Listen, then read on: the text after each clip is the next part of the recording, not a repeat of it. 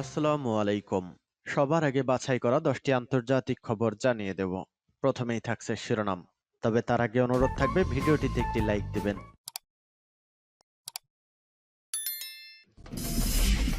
সংবাদের শুরুতেই জানিয়ে দিব সংবাদ শিরোনাম। যুদ্ধের নতুন মোড়, রাশিয়ায় ড্রোন হামলা চালাচ্ছে ইউক্রেন। এরপর জানিয়ে দিব তাইওয়ানের প্রতিরক্ষা অঞ্চলে আবারও 19টি চীনা যুদ্ধ বিমান। এরপর থাকছে যে কারণে রুশ গোয়েন্দাদের কড়া নির্দেশ দিলেন পুতিন। এরপর জানিয়ে দিব মধ্য এশিয়াকে সতর্ক করলেন মার্কিন পররাষ্ট্রমন্ত্রী।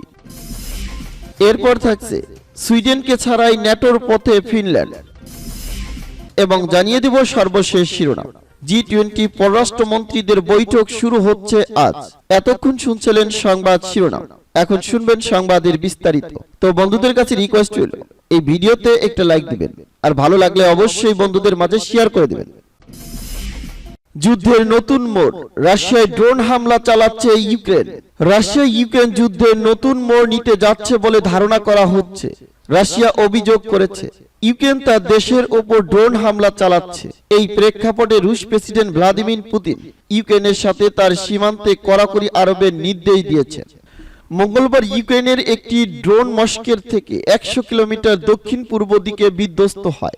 এটি রুশ প্রতিরক্ষা বাহিনীর জন্য বেশ কঠিন ঘটনা বলে বিবেচনা করা হচ্ছে। রুশ রাজধানীতে বক্তৃতাকালে পুতিন সুনির্দিষ্ট কোনো হামলার কথা উল্লেখ না করলেও পশ্চিম ও দক্ষিণ রাশিয়ার কয়েকটি এলাকায় ড্রোন হামলার পর সীমান্ত নিয়ন্ত্রণ জোরদার করার নির্দেশ দিয়েছেন। এছাড়া কর্তৃপক্ষ সেন্ট পিটারবার্গের আকাশপথ বন্ধ করে দিয়েছে। এছাড়া মঙ্গলবার বেশ কয়েকটি রুশ টেলিভিশন স্টেশনে ক্ষেপণাস্ত্র হামলার সতর্ক ঘণ্টা বাজায়। তবে পরে বলা হয় এটি হ্যাকিং এর কারণে হয়েছে। ড্রোন হামলায় কেউ হতাহত না হলেও তা নিরাপত্তার জন্য হুমকি সৃষ্টি করছে। উল্লেখ্য, গত সপ্তাহে ইউক্রেনের হামলার 1 বছর পূর্তি হয়। এই প্রেক্ষাপটে ড্রোন হামলা হচ্ছে রাশিয়ায়। এ ব্যাপারে ইউক্রেনের কর্মকর্তারা কোনো মন্তব্য করেনি। তবে তারা আগেও এ ধরনের হামলা ও অন্ত্রঘাতের বিষয়গুলো এড়িয়ে গেছে। তাইওয়ানের প্রতিরক্ষা অঞ্চলে আবারও 19টি চীনা যুদ্ধ বিমান। তাইওয়ানের আকাশ প্রতিরক্ষা অঞ্চলে আবারও 19টি চীনা যুদ্ধ বিমান অনুপ্রবেশের অভিযোগ উঠেছে। তাইওয়ানের প্রতিরক্ষা মন্ত্রণালয় দাবি করছে গত 24 ঘন্টায় এসব যুদ্ধ বিমান তাদের আকাশ প্রতিরক্ষা অঞ্চলে অনুপ্রবেশ করেছে। এক প্রতিবেদনে এই তথ্য জানিয়েছে কাতার ভিত্তিক সংবাদ মাধ্যম আল জাজিরা।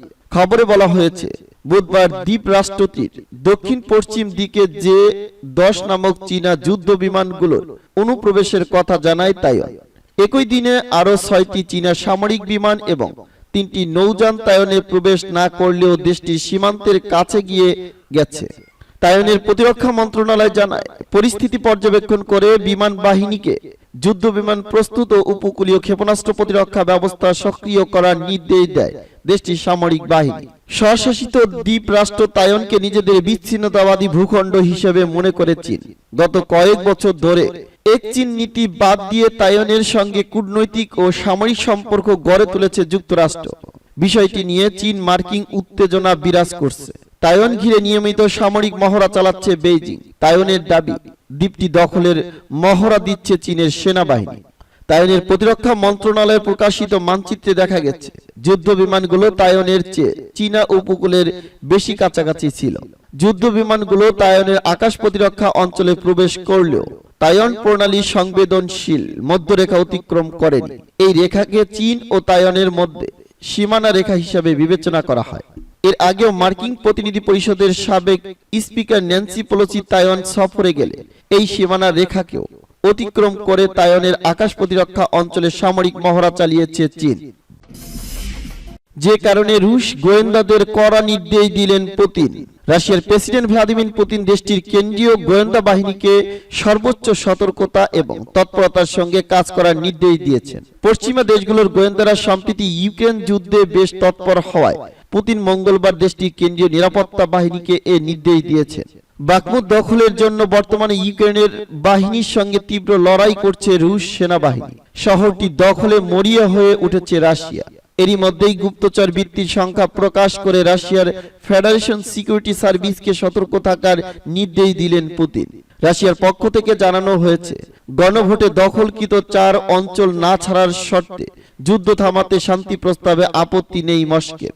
এদিকে ইউক্রেনের প্রেসিডেন্ট ভ্লাদিমির জেলেনস্কি সতর্ক করে বলেছেন, যুদ্ধের মূল কেন্দ্র বাখমুতের আশেপাশের পরিস্থিতি দিন দিন জটিল হচ্ছে। বাখমুত রক্ষায় প্রকৃত বীরের মতো লড়াই চালিয়ে যেতে ইউক্রেনের সেনাদের প্রতি আহ্বান জানিয়েছে জেলেনস্কি। আমাদের অবস্থান রক্ষার জন্য ব্যবহার করা যেতে পারে এমন সবকিছু শত্রুরা অব্যবহৃতভাবে ধ্বংস করছে। রাশিয়ার বছরব্যাপী সামরিক অভিযানের মধ্যে পূর্বাঞ্চল দোনেতস্ক অঞ্চলের শিল্প শহর বাখমুতের লড়াই সবচেয়ে দীর্ঘস্থায়ী হচ্ছে। জেলেনস্কি বলেন, বাখমুতের জন্য যতদিন পারা যায় ইউক্রেন লড়াই চালিয়ে যাবে। মধ্য এশিয়াকে সতর্ক করলেন মার্কিন পররাষ্ট্রমন্ত্রী। মধ্য এশিয়ার 5টি দেশের স্বাধীনতাকে সমর্থন করার প্রতিশ্রুতি দিয়েছেন মার্কিন পররাষ্ট্রমন্ত্রী অ্যান্টনি ব্লিকেন।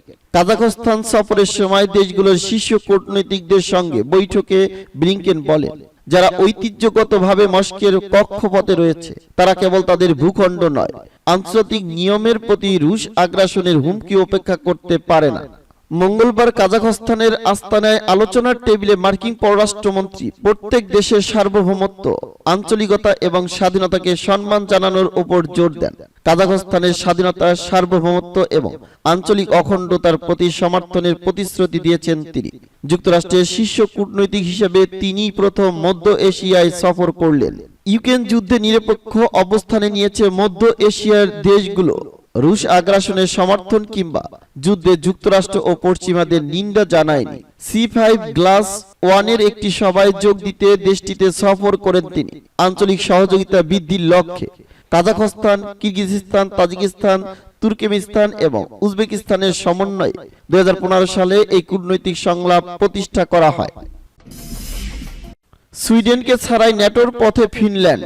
ন্যাটোতে যোগদানের ফিনল্যান্ডের প্রস্তাবকে ত্বরান্বিত করার লক্ষ্যে দেশটি মঙ্গলবার সংসদীয় বিতর্ক শুরু করেছে। দেশটির রাশিয়ার সাথে বিস্তৃত সীমান্ত রয়েছে। এই সীমানা ইউরোপের দেশগুলোর সাথে রাশিয়ার থাকা বৃহৎ সীমান্তের অন্যতম। প্রতিবেশী দেশ ও সামরিক অংশীদার সুইডেনকে ছাড়াই তারা এক্ষেত্রে এগিয়ে যাচ্ছে। মস্কোর ইউক্রেন আগ্রাসনে উদ্বিগ্ন হয়ে ফিনল্যান্ড ও সুইডেন তাদের কয়েক দশকের সামরিক নীতি থেকে বেরিয়ে আসে এবং গত বছরের মে মাসে নর্থ আটলান্টিক ট্রিটি অর্গানাইজেশন ন্যাটোতে যোগদানের জন্য আবেদন করে। G20 পররাষ্ট্রমন্ত্রীদের বৈঠক শুরু হচ্ছে আজ। G20 পররাষ্ট্রমন্ত্রীদের বৈঠক শুরু হচ্ছে আজ রাতে। G20 দেশগুলোর পররাষ্ট্রমন্ত্রী এবং অন্যান্য আমন্ত্রিত ব্যক্তিরা আজ সন্ধ্যায় বিশ্বের প্রধান রাজনৈতিক গোষ্ঠীর পররাষ্ট্রমন্ত্রীদের এই বৈঠকে যোগ দিতে ভারতে পৌঁছেছেন। নৌশভোজের মাধ্যমে সম্মেলনটি শুরু হতে যাচ্ছে। ভারতের সভাপতিত্বে আগামীকাল 2 দিন ব্যাপী এই সম্মেলনের মূল আলোচনার অংশটি অনুষ্ঠিত হবে। গত বছরের ডিসেম্বরে ভারত G20 এর সভাপতিত্বের দায়িত্ব পান। সূত্র অনুযায়ী রুশ পররাষ্ট্রমন্ত্রী সের্গেই ল্যাভরভ, ব্রাজিলের পররাষ্ট্রমন্ত্রী মাউরো ভিয়েরিয়া, মরিশাসের পররাষ্ট্রমন্ত্রী Alan Ganoo, ISO sherpa Richard Mark Samans, তুরস্কের পররাষ্ট্রমন্ত্রী মেভলুত কাভুসলুগু ও অস্ট্রেলিয়ার পররাষ্ট্রমন্ত্রী পেনি ওয়ান অন্যদের সঙ্গে গতকাল নয়াদিল্লিতে পৌঁছেছেন। মার্কিন পররাষ্ট্রমন্ত্রী অ্যান্টনি ব্লিকেন, জার্মান পররাষ্ট্রমন্ত্রী আনালেনা বায়েরবোক, চীনা পররাষ্ট্রমন্ত্রী কিনগাং, যুক্তরাষ্ট্রের ফরেন সেক্রেটারি জেমস ক্লোভারলি, ইউরোপীয় ইউনিয়নের উচ্চপদস্থ প্রতিনিধি ভাইস প্রেসিডেন্ট জোসেফ ভোরেল নৌশভোজের আগে দিল্লিতে পৌঁছবেন বলে আশা করা হচ্ছে। বাংলাদেশের পররাষ্ট্রমন্ত্রী ডক্টর AK আব্দুল মোমেন এ বৈঠকে যোগ দিচ্ছেন।